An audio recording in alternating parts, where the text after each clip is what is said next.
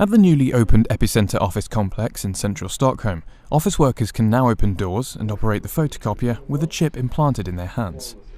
The radio frequency identification RFID chip is made from Pyrex glass and contains an antenna and microchip, with no need for batteries.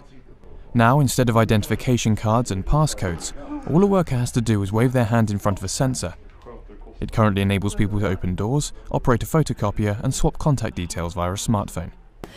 It felt pretty scary, but at the same time it felt very modern, very 2015.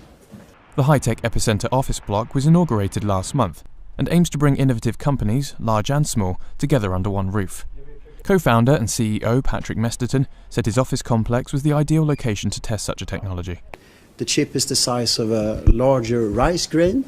It's about 12 millimeters in size. That's put in with a syringe.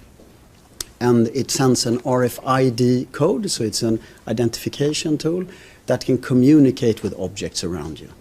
So practical here, you can open doors using your chip.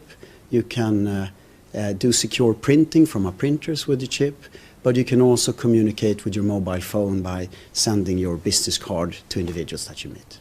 While the current range of benefits the chip offers is rather limited, Mesterton said the aim is to explore what possibilities the chip represents and see how products and services can be developed around the technology. In future, as the applications that can be used with the chip are developed, the hope is that workers in the building will be able to purchase food in the canteen and even check their health.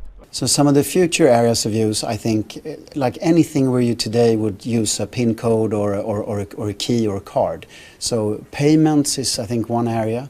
I think also for healthcare reasons, that you can sort of communicate with your doctor and you can get data on what you eat and sort of what your physical status is. He said that unlike a mobile phone, the chip could not be tracked, and he did not see any integrity issues. You have your own identification code and you're sending that to something else which you have to grant access to. So there's no one else that can sort of follow you on your ID, so to say. It's you who decide who gets access to that ID. The chip is entirely voluntary and, according to the manufacturer, is completely safe. Since the amount of metal in the chip is so small, there's no risk of it setting off metal detectors, and it's also safe during MRI scans and when using an induction oven. It's also very unlikely to break inside the body as it's buffeted by the surrounding skin and tissue.